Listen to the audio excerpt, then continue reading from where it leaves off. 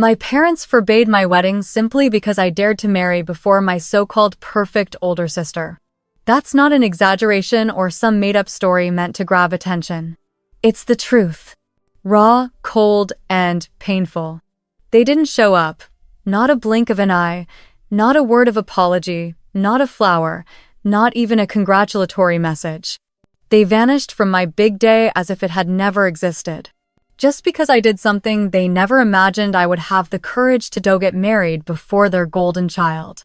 I still remember that afternoon vividly, standing in the white dress I had chosen alone. There was no mother by my side to hold my hand through every bridal store, no proud father's eyes watching his daughter step into a new chapter of life. I walked down the aisle between rows of fresh flowers, hand in hand with the man who loves me with all his heart. But in the front row where my parents were supposed to sit there were only two cold, empty chairs that took my breath away. In what should have been the happiest moment of my life, I felt something inside me quietly break a fragile dream that, maybe someday, my parents would understand, that maybe one day they'd love me the way they always loved her. I tried not to cry.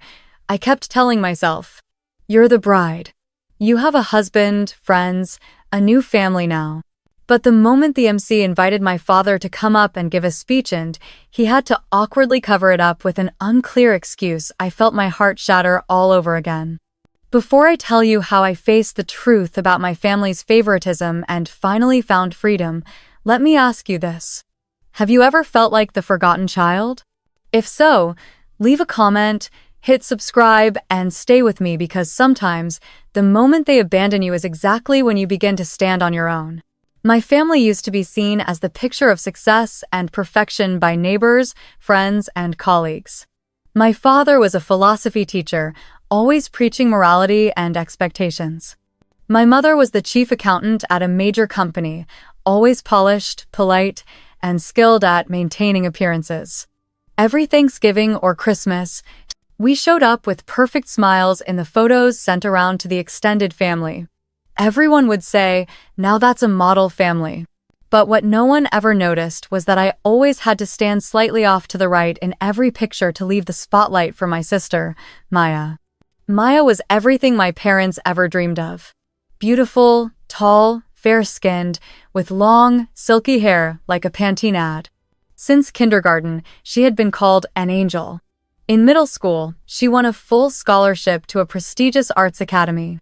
In high school, she was head cheerleader, student body president, even made it into the top 3 finalists for the national science team. Every accomplishment she achieved was met with a celebration hosted by our parents, from her Ivy League acceptance to the time she simply landed on the cover of the school newspaper. That photo, her in a white blazer, diploma in handies, still framed in the center of our living room, right above the fireplace. Anyone who enters the house sees it first. And my photos? There aren't any. Even though I graduated, I work, I try, but somehow my milestones never seemed big enough to be worthy of a frame. Whenever we had guests, my mother would beam as she bragged about Maya. "She's a creative director now, can you believe it? Only 28. But when I came down the stairs, she'd simply nod and say, "Rebecca, come say hello." Never once was it, "Rebecca just got promoted." Never once, "She's doing great." I felt like a shadow of my sister, always standing behind her, always hidden by a spotlight I was never allowed to touch. I grew up in a family where I was never allowed to be myself, only expected to become a replica of someone else. Follow your sister's example. When she was your age, she already knew how to cook. Your sister just got a perfect score on her test. You better catch up. Look at your sister and try harder, Rebecca. Those words became the background music of my childhood, playing on a loop. And slowly, I stopped asking why I wasn't enough. I just stayed silent, tried harder, and hoped that someday they would see that I too deserved to be loved. But that day never came. Because in their eyes, I was only the shadow behind. And a shadow is never allowed to walk ahead of the light. I still remember the day my mother told me to stop eating my second slice of birthday cake. I was only 8. "You don't want to end up fat like Aunt Carla, do you?" she whispered, quiet enough to sound like a joke, but loud enough to make my cheeks burn with shame in front of the whole family. Meanwhile, my sister Maya sat beside me with a slice of red velvet as big as her palm, and my mother gently said, "Go ahead, eat it. You're so thin, it'll make you prettier." I looked at the cake in my hand like it was evidence of failure, not just a failure to control my appetite, but a failure to become the kind of daughter my mother could be proud of. After that day, she signed me up for morning fitness classes, then afternoon yoga for kids. My sister? She was taken to the spa, had her yearbook portraits professionally done, and took ballroom dance lessons to cultivate grace. Those little differences didn't just show up at mealtimes. They bled into every moment of my growing up. I remember the time I won third place in our school's writing contest, a piece I spent an entire week rewriting 5 times. I handed the certificate to my parents with shaking hands, and they barely glanced at it before saying, "That's fine. Try harder next time." That same night, my mother posted a photo of Maya standing next to a celebrity at some conference in New York. The caption was nearly a full page long. "So proud of my talented, brave, and beautiful daughter." Not a single relative ever knew about my writing. No one asked me what I had written. The peak of it all was my 16th birthday, that age every American girl dreams of as a milestone. When Maya turned 16, my mother threw a backyard party with over 50 guests, twinkling string lights, a 3-tier cake, and even a private DJ. I still remember the pale pink dress my mom had custom-made for her, and the moment she was handed the keys to her first Cara cream-colored Mini Cooper with a giant red bow. When it was my turn, my birthday was a quiet dinner at home. No cake, no balloons, no special gifts. My mother simply looked at me across the table and said, "Remember not to make a scene like last year. You're 16 now, you should know how to behave with maturity." I swallowed every moment of being overlooked, pushed aside, and forgotten. Every seemingly harmless comment piled up like thin paper cutscenes that didn't bleed but carved into my heart day after day. I started to believe I really wasn't good enough, not pretty enough, not smart enough, and most painfully, not enough to be truly loved like a daughter who mattered. And maybe that's why, when I met someone who looked at me without the lens of comparison, my heart trembled as if it had finally touched sunlight for the very first time.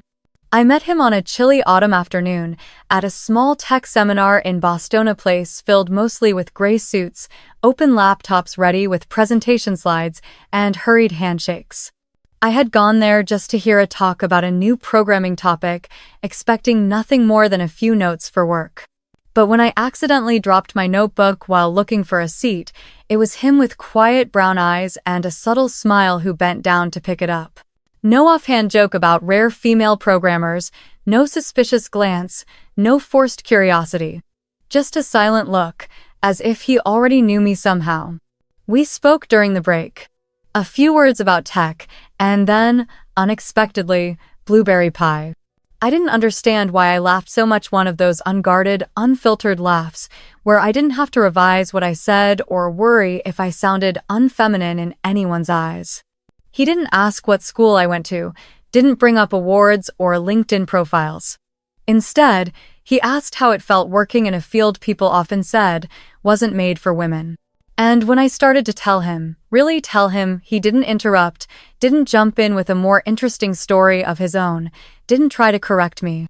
He simply listened, nodded gently, and looked me straight in the eyes as if every word I said mattered. We stayed in touch after that. Long conversations that stretched into the night, messages that were never left unread, little memes he'd send just to make me laugh after a long day. For the first time, I felt I didn't have to shrink myself just to be accepted. I didn't have to squeeze into the invisible dress labeled good daughter, perfect little sister, my sister's duplicate. I could like bitter coffee, write messy code, forget to wash my hair sometimes, and still be loved. No one had ever looked at me the way he did, as if I was me, and not some faded version of someone else. And I realized, maybe in this whole life, I only ever needed one person like that. Not a hero, not a star, Not a champion of anything, just someone who made me feel, for the first time, that I didn't need permission to exist. I announced our engagement on a quiet evening after Thanksgiving dinner with the family. I had waited for that moment for weeks, playing out all the possible reactions in my head: an unexpected hug from my mother, a slow, approving pat on the shoulder from my father, or at the very least a soft smile and a simple, "I'm happy for you." But all I got was silence. My mother gently set her spoon down, as if I had just spilled an important dish. My father looked at me over his reading glasses, not angry, not pleased, just blank, as though I had announced switching jobs, not a life-changing moment. A few seconds later, my mother asked, her voice flat and emotionless, "Are you sure? I mean, shouldn't you lose a little more weight first? Just to look better in the dress?" It felt like someone had slapped me across the face with a question that seemed harmless but hit so deep it knocked the air out of my lungs. Before I could respond, my father added, "Well, Maya's going to feel pretty uncomfortable about this." I frowned, not quite understanding. Then my mother explained, as if it were the most obvious thing in the world, the plan was for Maya to get married first. Everyone knows that. She's been planning the wedding since last year. I even saved all her Pinterest boards. Now you suddenly announcing this, it's really... There was no congratulations. No one asked what he was like. No one said, "Let's sit down and plan this together." Only concern about the broken order, the family's image, about who was supposed to marry first. As if a wedding wasn't about love, but a race I had foolishly won before the one they believed was meant to cross the finish line. I let out a quiet laugh, trying not to let my eyes spill over. Deep inside, I knew something had cracked. A fragile thread that tied me to their acceptance had started to come undone. But I still held on to hope, still clung to the naive belief that maybe they were just caught off guard. That, in a few weeks, things would be different. I had no idea that this reaction was only the first step in a long, cold storm that was coming. My engagement ceremony took place on a soft Sunday afternoon, in the backyard of my fiancé's family home, a place filled with green grass, string lights strung across the trees, and rustic wooden tables draped in simple white cloth. I wore a cream-colored dress chosen with the help of my future mother-in-law, holding a glass of wine, doing my best to smile at every guest who came to celebrate. My friends were there, my colleagues, his relatives, everyone was warm and joyful, the air humming with happiness. But among all the blessings, glowing faces, and gentle music, two people were missing, though I had tried hard not to expect much. My parents. They came, on time, but brought no gifts, gave no speech, and didn't take a photo with me. They quietly chose a table in the back and spoke only with each other and a few familiar faces. When the host invited someone from the bride's family to say a few words, they both shook their heads gently, my mother even turning away as if she hadn't heard. I felt my cheeks burn, a wave of shame crashing over me. My husband squeezed my hand under the tableau's small gesture, but just enough to keep me from breaking down right then and there. Halfway through the event, I stepped into the garden to catch my breath and overheard my mother on the phone, her voice low, but clear enough. "It's okay, sweetheart. Don't cry. Your wedding is the real one. This is just a placeholder. Just emotions. It won't last." I stood behind the hedge, my heart twisting tight. They were comforting my sister not because she was heartbroken or facing some crisis, but because of me. Because I had dared to love first, dared to marry first. In their eyes, I wasn't a daughter preparing to begin a new chapter. I was a disruption, a thorn that had thrown off the perfect script they had written for her. Back at the engagement party, I looked around. Everyone was laughing, chatting, taking pictures, raising glasses. And yet I, standing in the middle of my own celebration, felt like a stranger to a story I was never truly part of. It wasn't just a party forgotten by my parents, it was the quiet death of a dream. A dream of being seen, being loved the way I had longed for my entire life. A dream they had abandoned long ago without ever looking back. 1 week before the wedding, I was sitting at the dinner table with my fiancé, going over the final checklist seating chart, name tags, flower arrangements when my phone rang. It was my mother. I paused, surprised. She hadn't called in months. A small hope fluttered in my chest. Maybe she wanted to give input on the dress? Maybe she'd finally decided to come? But when I answered, her first words weren't warm or curious. Her voice was sharp and cold. Your father and I will not be attending the wedding, and don't be surprised if no one from our side of the family comes either. I froze. Why? I whispered. There was a long pause. Then she spoke, slowly, deliberately, as if carving each word into stone. Because this is a blatant act of disrespect to your sister. You knew perfectly well she hadn't married yet. And still, you went ahead. You didn't just put yourself ahead of her, you've disgraced this family. That. I couldn't speak. On the other end, I heard my father's voice, calm but firm. This isn't something a respectable family should support. We can't attend a ceremony built on selfishness and broken order. Order? I was expected to preserve some invisible hierarchy just so someone else wouldn't feel threatened? My wedding, this love, this new beginning, this happiness I had carefully built day by day was being treated as a slap in their face simply because it happened before they wanted it to. I had no more words. All I could manage was, "Thank you for letting me know." Then I ended the call.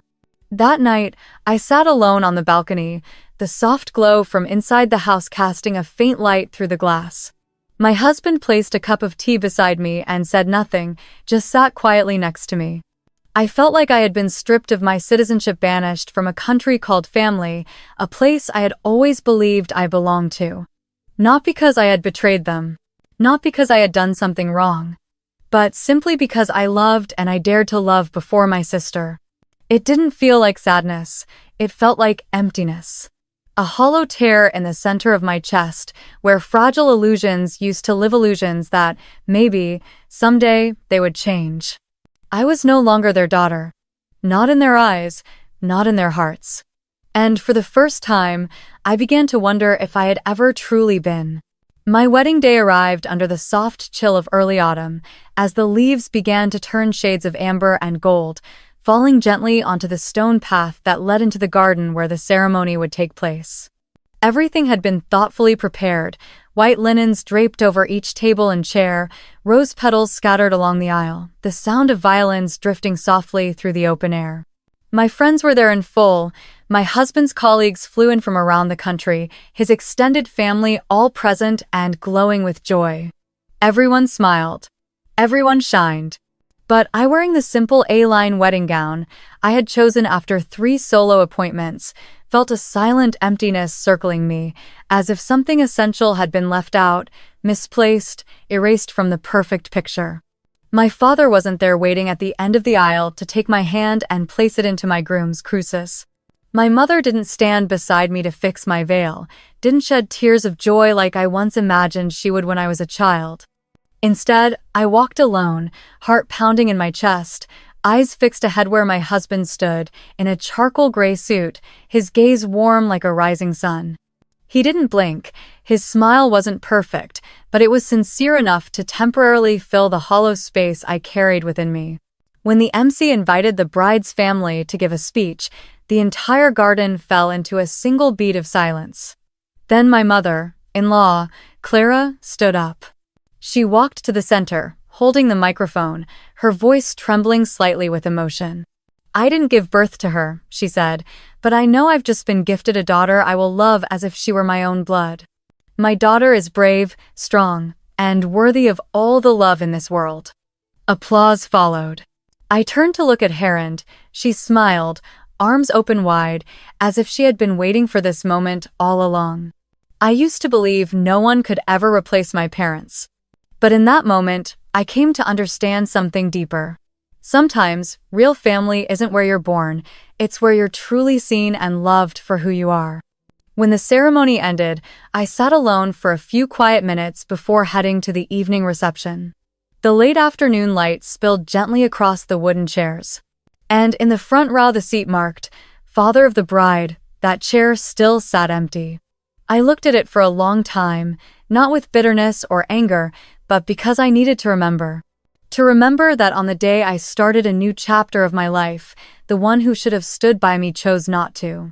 And I chose the opposite, to stand tall, to move forward, and to open my heart to another family, one where I didn't need to compete for space or pretend to be perfect in order to be loved.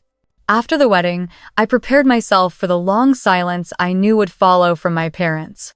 What I didn't expect was that they would be the first to break it. Just a few days after our honeymoon, I began receiving strange messages from relatives. "Is it true you didn't send your parents an invitation? I heard you hid their address so they couldn't attend." I was stunned. What was going on? It turned out my mother had been calling every relative in the family, her voice choked with staged sobs, telling them I had deliberately cut them out of the wedding and was now playing the victim.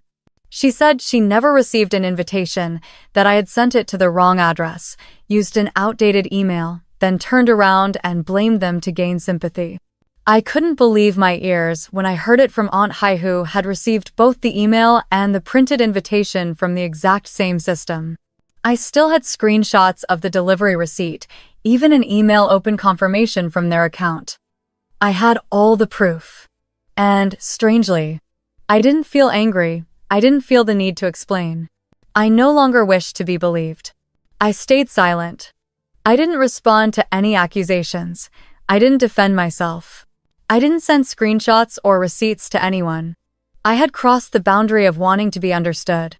I no longer needed to prove my innocence, because the innocent don't need to scream in a room full of people who've chosen to pretend they're deaf. And it was that silence that began to make people pay attention. Relatives started to ask questions. A few recalled seeing my wedding photos where everyone was present, except my parents. One uncle called my mother directly and asked, "Why would she invite me and not you?" She deflected, lied, twisted the story. But the truth has one defining trait. The more you try to hide it, the clearer it becomes. Each story, each fragment leaked from my mother's twisted retelling, and the real picture began to emerge. No longer the image of a rebellious daughter who had shamed the family, but that of someone who had endured in silence for years and finally, simply married the person she loved. I didn't need to win. I just needed the truth to stay still long enough for people to finally see it on their own. I hadn't planned on calling. Truly, I thought I would let it all pass like the dozens of times before, excellence, endurance, and burying it deep like a bruise no one ever noticed. But something inside me broke open this time. Maybe it was when Aunt Ba messaged. "Your mom's story sounds strange. Are you sure you didn't say anything hurtful first?" Maybe it was when I looked at my wedding photo where the first seat remained empty, and I smiled, but smiled alone. I picked up the phone and dialed her number. My hand didn't shake, my heart didn't race. There was only a quiet certainty. It was time. The phone rang 3 times. She picked up. No greeting, no hello. Just a sigh. "What do you want to say now?" I took a breath. "I just want to speak the truth." Yes, I was jealous. But not because my sister is prettier, smarter, or gets to marry first. I was jealous because for my entire life, my parents never loved me the way they loved her. Silence. I thought she might choke up, or at least acknowledge something. But no. She laughed. A dry, bitter laugh. And what's the point of saying that? To paint yourself as the victim, trying to get sympathy? Don't forget we raised you, and now you're biting the hand that fed you? Then came my father's voice. He took the phone from her, his tone firm and stern. "If you felt neglected, why didn't you ever say anything? Why wait until now, after everything's over, just to start blaming us?" I smiled a calm, unsettling kind of smile. I did. Every time I tried, Mom told me I was being too sensitive. You said I was selfish. Every time I opened my mouth, I was silenced with a story about her success. I didn't stop. I said it all. About the time my graduation dinner was canceled because she had a photo shoot, about the birthday that everyone forgot, about the way my mother's eyes judged me every time I gained a little weight, about what it felt like to grow up in a family where I was always the leftover piece. And finally, I said, I don't need you to admit it anymore, but I need to say it. This is the first time I'm not swallowing it down. She was quiet for a long time. Then she ended with a sentence that felt colder than anything before. You just can't stand not being the center of attention, always needing everything to revolve around you. That's your problem. I stared into the space in front of me, where the sunlight streamed in through the curtain, silent as if it too were listening. I wanted to respond. But instead, I lowered the phone from my ear and pressed it against my heart. 1 beat. 2 beats. Still beating, still alive. I lifted the phone again and said softly, "Number." This time I'm not apologizing. Not because I'm right, but because I no longer need forgiveness for being myself. I ended the call. No yelling, no tears, no breakdown. Just a stillness in my soul, like I had finally pushed open the first door of the cage I had been living in for far too long. And for the first time in my life, I didn't need their permission to feel free. I thought that after the explosive confrontation with my parents, everything would finally quiet down. But I underestimated one person, my sister, Mayathi, one the entire family still referred to as the Golden Daughter. She didn't call me, didn't text, didn't speak a word to me. Instead, she chose another path more calculated, more venomous. She messaged my husband directly. I only found out when I was at work and got a message from him. "Are you free? There's something you need to see." When I got home, he was sitting in the living room, his phone resting on the table like a foreign object he didn't want to touch again. "Maya messaged me," he said, voice steady but eyes shadowed with disappointment. "It's long, really long." I opened the message. The first one began with a fake sweet greeting. "Hi, this is Maya, Rebecca's sister. I'm reaching out not because of personal issues, but out of concern for the family's stability. I believe that as her husband, you should help guide her to behave more reasonably before things spiral out of control." The next message was a lengthy stream of sugar-coated poison. She claimed I was suffering emotional distress leading to erratic behavior, and that the wedding was just an excuse I'd use to create drama and divide the family. And then, the offer. "You're a smart man. I'm sure you realize that having a strong relationship with someone like me, someone with status, influence, and powerful connections could be extremely beneficial for your career. If you're clever, we could both benefit from this." I froze. Not because she had spoken ill of me, I was used to that. But because she dared to treat my husband like a pawn, a man she assumed would be easily swayed by status, power, and glossy appearances. As if everything she had ever learned in life boiled down to one thing: how to make others feel small enough to need her. I looked at my husband. He was still sitting there, steady and calm. He'd picked up his phone and showed me the message he had sent back to her. Just one sentence. "Thank you for your concern for Rebecca. But the only thing I care about is my wife's happiness, and she doesn't need to change for anyone." I read that message over and over again that night. Every word felt like a tiny flame lighting up in my chest. In a family where love was always conditional, where kindness was measured in comparison, this quiet, unwavering response was salvation. I sat beside him, leaned on his shoulder without a word. He held my hand, silent. Amid all the chaos, the manipulation, the endless voices telling me to be more reasonable, I found one person who understood something they never did: that I didn't need to be reasonable to be worthy of love. I only needed to be myself. That was enough. I didn't tell anyone else about what happened.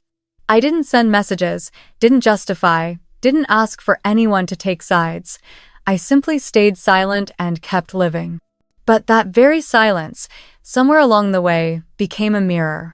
And in that reflection, the people around me began to see everything more clearly. It started with Aunt Tooth, one who had always been closest to my mother in the family, calling me out of the blue, her voice hesitant. I don't want to interfere, but are you okay? I've heard both sides, but honestly, I believe you." That sentence made my eyes sting. Not because of the words themselves, but because it was the first time in my life someone in the family had dared to openly not side with the perfect family image my parents had spent years building. Then Uncle Namtha, quiet one, the one who always avoided conflict, canceled his attendance at Maya's wedding. At a small family gathering, he set down his coffee cup and said, calmly but firmly, "I don't want to keep watching someone be treated like an outsider. I've stayed silent long enough." And just like that, like a domino effect, one by one, people began to step away from the artificial circle.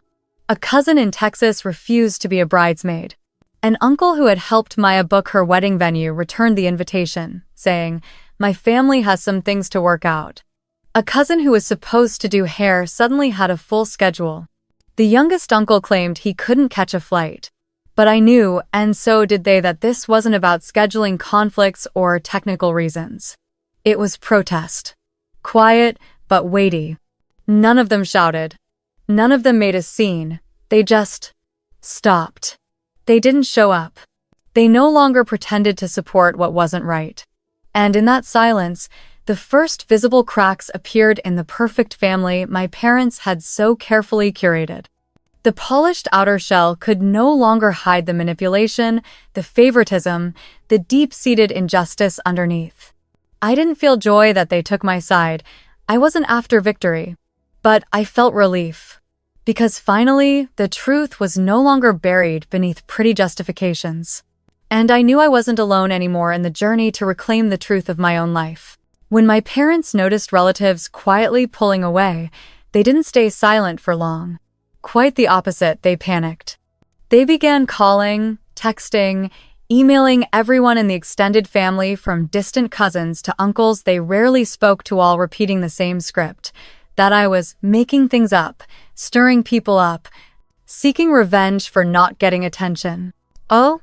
My mother even posted a long, sorrowful note on Facebook. "We've tried our best with both daughters. I don't understand why Rebecca would choose to divide the family right when Maya's wedding is near. As parents, it breaks our hearts to be treated like this." But this time, people weren't so easily led. Questions began to surface in the comments, in private messages they never thought would come to light. One relative replied, "What about the time you made Rebecca give up her study abroad spot so Maya could go instead?" Another asked, "I remember when Rebecca won the state scholarship, you said nothing while Maya got a big party just for being honored at her school. Where's the fairness in that?" Slowly, old memories, things everyone used to brush off as small stuff, began to be re-examined under a new light. And people started to realize my family had never truly been fair. They had only mastered the illusion of fairness.